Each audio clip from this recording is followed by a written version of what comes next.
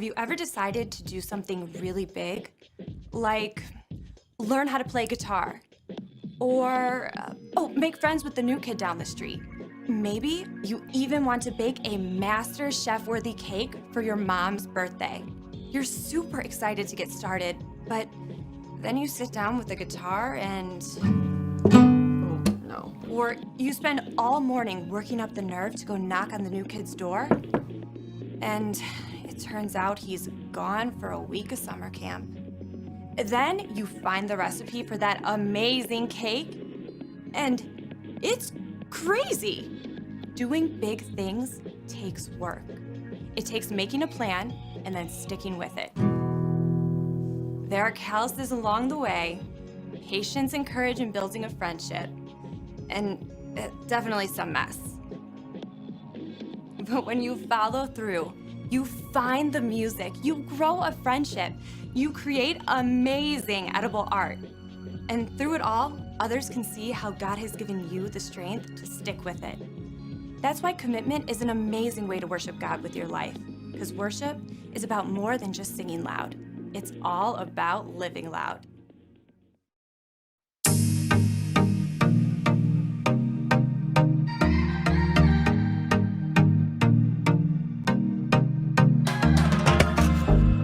Your plans for me are good. You hold my future.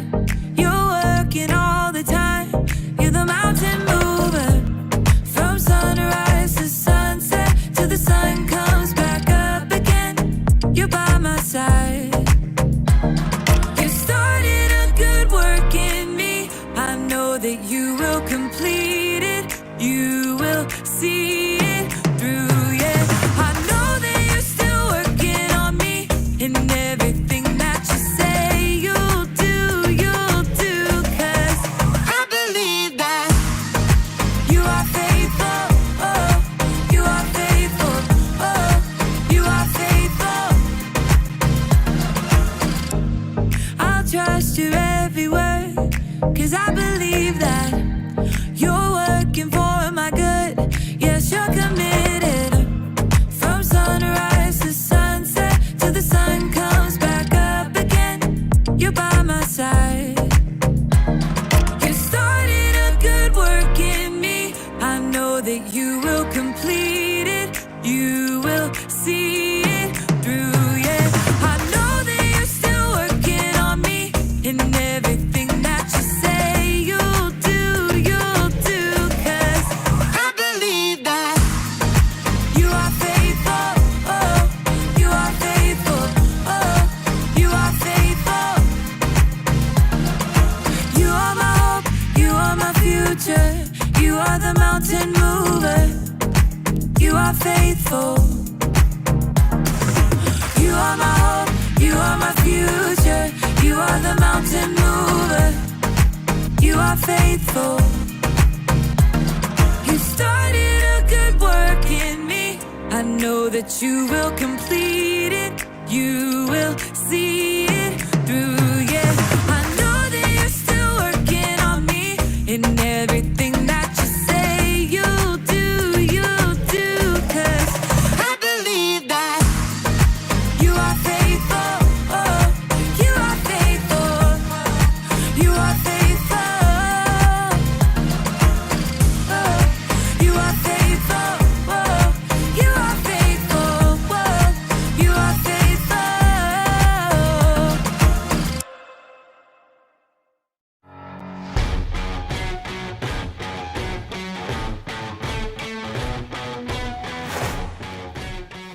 Hey everybody! I'm Erica, and I'm training for a 5K race. As you can see, I've been training all day, so as my grandma would say, I'm a little glowy. If you've ever run a 5K, you know it takes a lot more than popping off a couch and putting your running shoes on, okay? It takes commitment.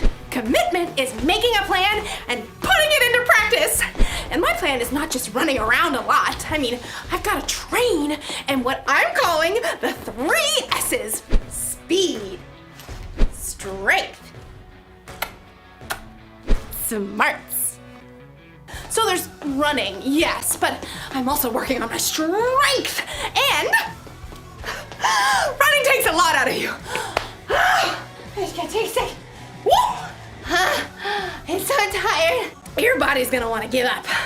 Ow. But I'm going to train my brain to keep running the race no matter what. Like right now, my body is telling me not to eat this kale because it looks gross. But my brain tells me that kale is good for giving my body energy. So, here goes. Come on, brain! Eat! I can't do it! Maybe I can find some easier ways to train my brain. In today's story, the Apostle Paul wrote about training for a different kind of race. No kale involved. What? No.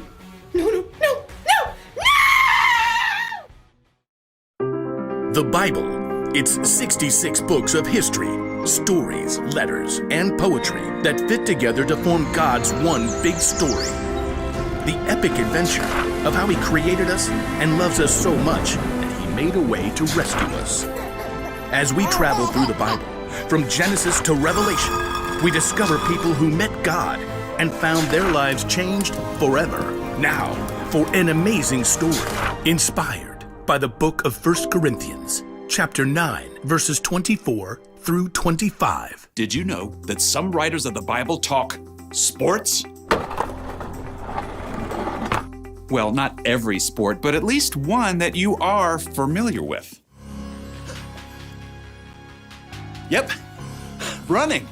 Running has been around ever since God created people. In fact, the Apostle Paul uses running as an example in one of his letters to the church in Corinth. In a race, all the runners run, but only one gets the prize. You know that, don't you? So run in a way that will get you the prize. Now, Paul is talking about more here than just running, but first you have to understand what it takes to run a long race. Let's say you want to run a marathon. That's 26.2 miles. There's no way you can just hop up off the sofa where you've been playing video games for months and run that far. So, you need a plan. When I was preparing for my first marathon, I found this plan. I started training more than 4 months ahead of the race, and I started with just a few miles at a time. Once you've got a plan, well, then you gotta move. That means short runs, long runs, and cross-training to work other muscles and prevent injury. Next up, you've got to fuel. Plenty of water, of course. Plus, you need healthy carbs for your long runs like bananas. And maybe some spaghetti and meatballs. What's the last part of your training? Get ready for it. Rest. If you don't rest and let your body recover, you'll get burnt out or injured. The last few days before a marathon, you don't even run at all. Oh, yeah. Running a long race is no joke. But Paul says what we're doing right now, you and me, is even more important. All who take part in the games train hard. They do it to get a crown that will not last. But we do it to get a crown that will last forever. So I do not run like someone who doesn't run toward the finish line. I do not fight like a boxer who hits nothing but air. Paul packs a lot of weight into just a few sentences. Whether you planned it or not, we are all running a race right now. Okay, so that's a little crazy. Clearly, I'm standing here talking to you, and you aren't outside running laps either. But Paul is talking about a way of life, a journey. We're all focused on the finish line, life forever with Jesus, but in the meantime, every step along the way is important as we live out what matters most. Jesus reminded his followers, Love the Lord your God with all your heart and with all your soul. Love him with all your mind. Love your neighbor as you love yourself. Yep, love God, love others. That's what matters on this journey together. But just like you can't skip from jogging one lap around the school gym to running a 26.2-mile race, you're gonna need some practice.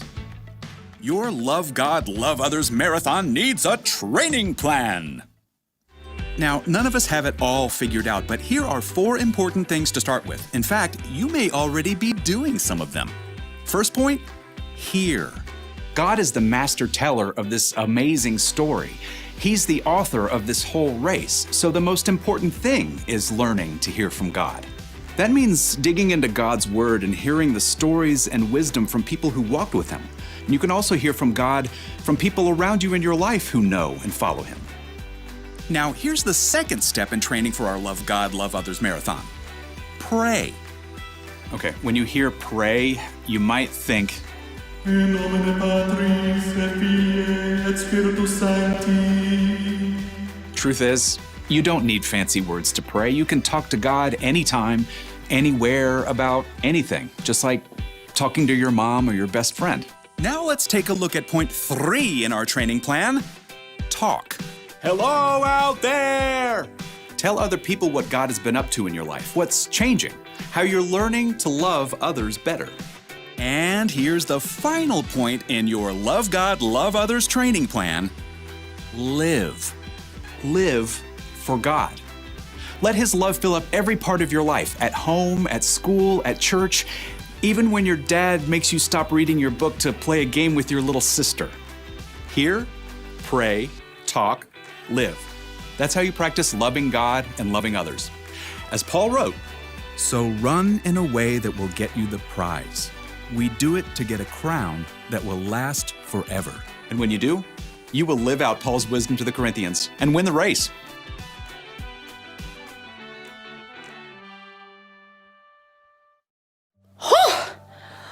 When the Apostle Paul wrote about running a race, it was about way more than a 5K. It was about life, because sometimes life can feel like a race. That's why we've got to train. We need to make a commitment to practice what matters most. Jesus taught that what matters most is to love God and love others. How do you do that? Well, you can start with these 4 words. Hear, pray, talk, and live. Hear. Hear from God. Pray. Pray to God. Talk. Talk about God. Live. Live for God. In the race of life, you can't always rely on your own strength. You'll need God's help and wisdom to keep running. It's not always going to be easy. You may even want to give up. But it's better to keep going, because loving God and loving others is the most important thing you will ever do. Here's the one thing to remember today. Keep practicing what matters most, loving God and loving others. This may come natural to you, or it may seem totally new. Whatever the case, just commit to training a little bit every day. It'll be good for you. I guess if I commit to training, I need to do what's good for me and try a little bit of kale.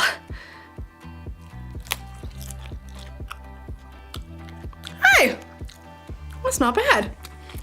I feel more energetic already. Oh yeah, here we go. I'm ready, and I'm a fan of kale. Bye.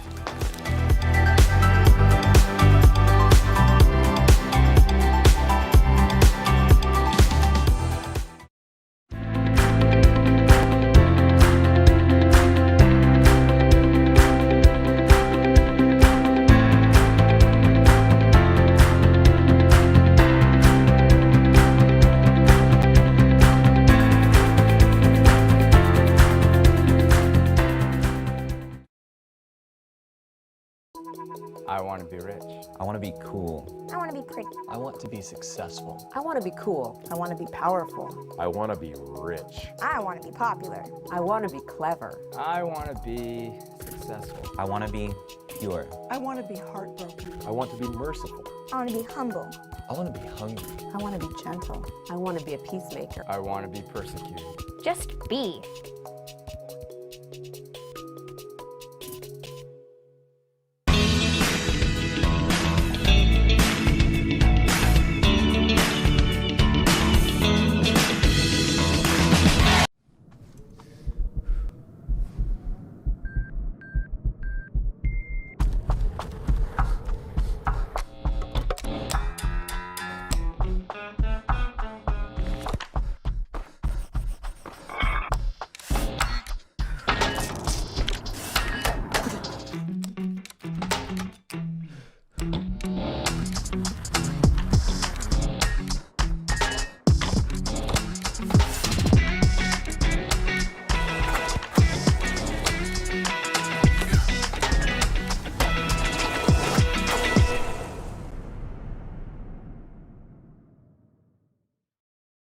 Growing up, I had dreams of being an amazing saxophone player. I started playing when I was in the 5th grade.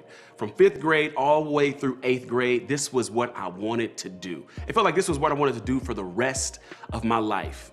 Day in and day out, I would play that saxophone. I would go over my scales. I would try to be the best saxophone player that I could be.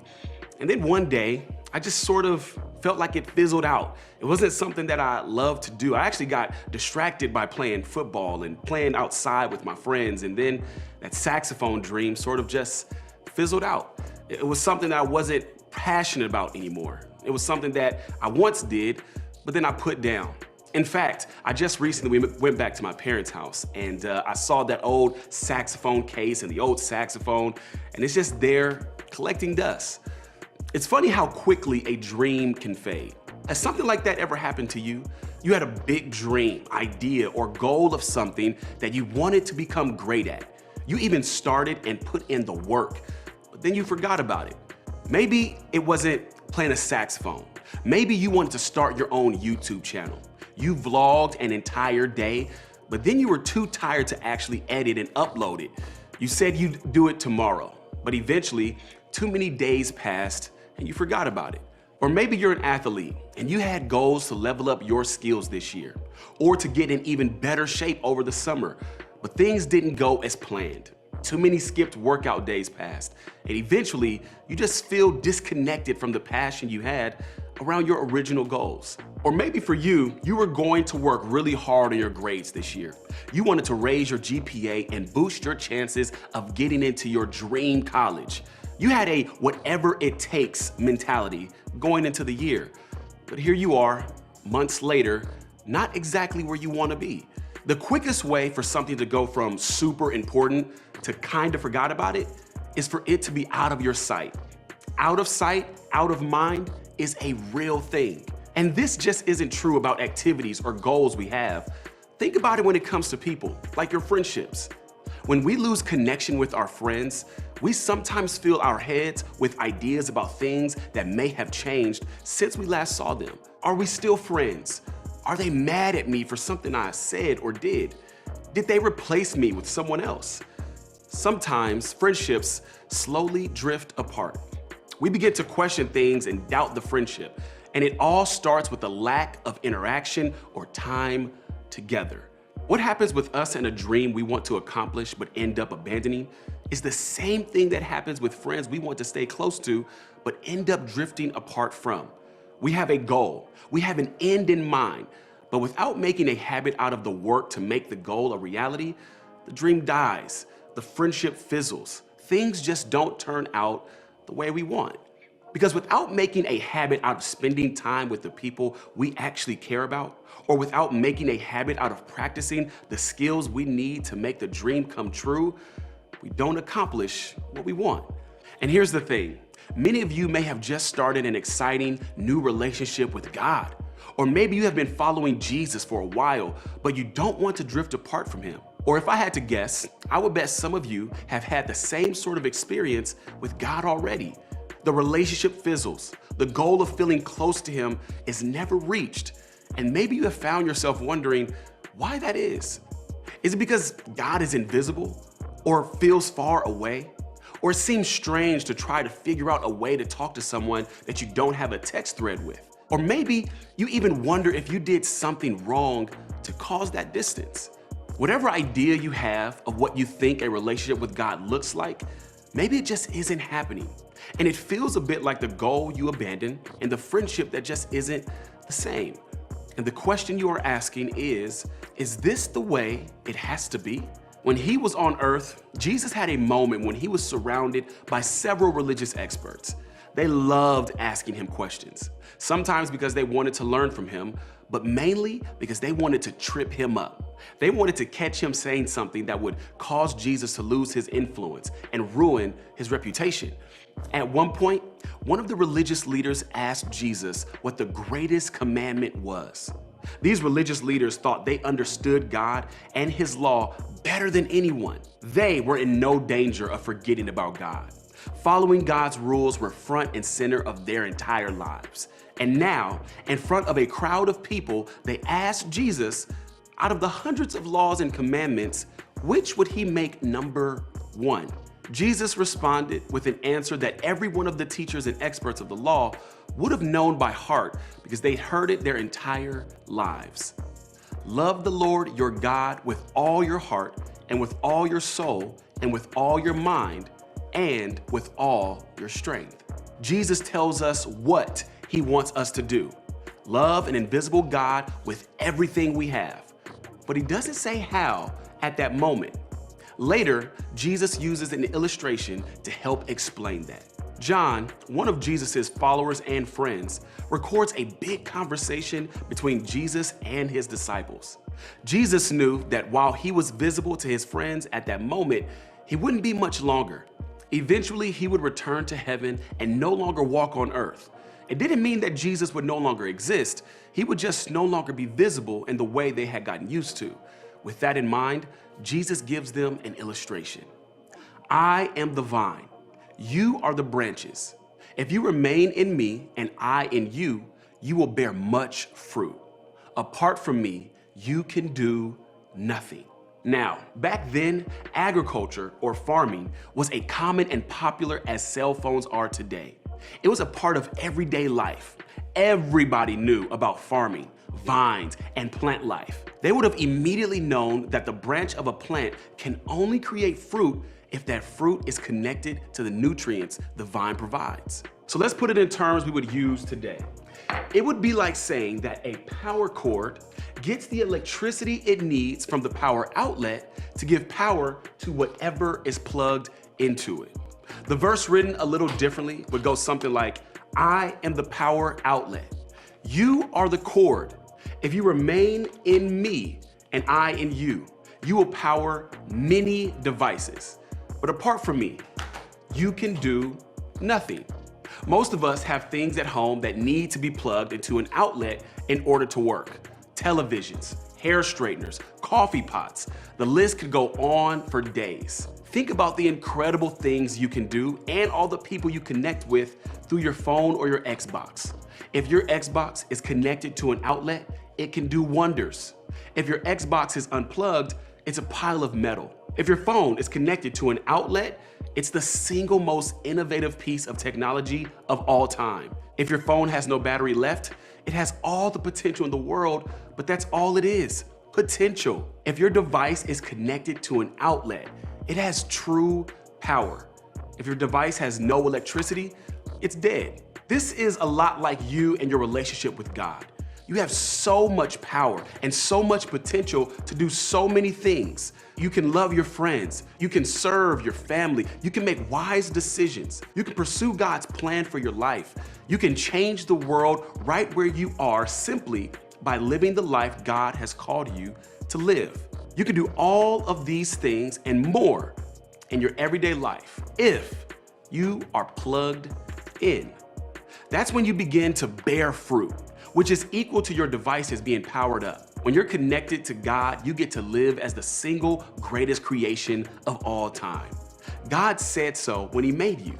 If you aren't connected, you have all the potential in the world, but there's something standing in the way. You are still the greatest creation of all time, but there's a gap between where you are and where you could be. We need to stay connected to God to know God. And we need to know God in order to love God more. And loving God, that's what Jesus said was the most important commandment of all time. In order to love God with everything we are, we need to be connected to him with all that we are. Think of it this way. Connecting with God helps us know him better. Connecting with God will help you know him better. But connecting with an invisible God will take some effort. It will take making connection a habit. Loving God with all our heart, our mind, soul, and strength means that we're putting in the effort over time to make it happen. So how do we do that? Well, there are a lot of ways to connect with God. So we're going to start with one simple idea. Spend time with God. Over the next few weeks, we're going to talk more specifically about ways that you can spend time with God. But this week, I want to give you a challenge to spend 15 minutes with God each and every day. Doing what? Here are some ideas. Listen to worship music and think about God while you do.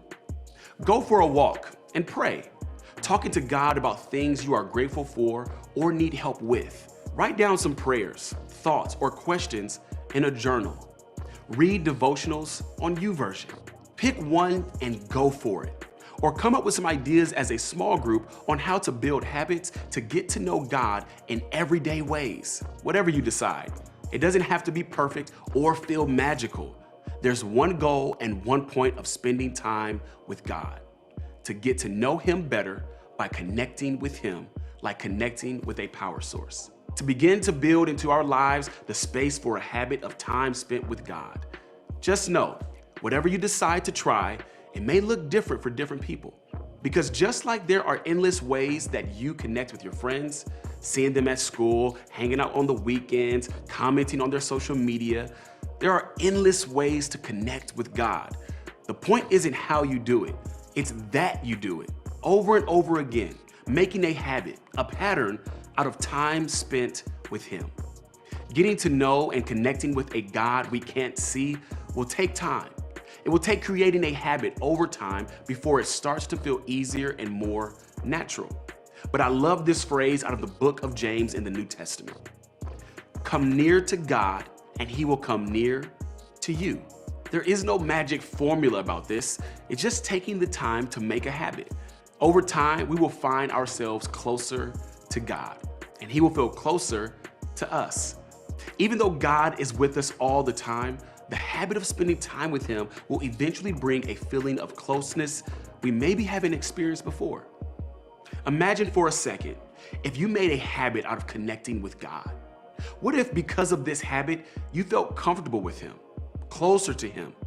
What if, in the process of spending time with Him, you really began to notice yourself loving God with more of your heart, mind, soul, and strength? How cool would it be to feel like you were connected to the power, presence, and love of God? Here's the thing.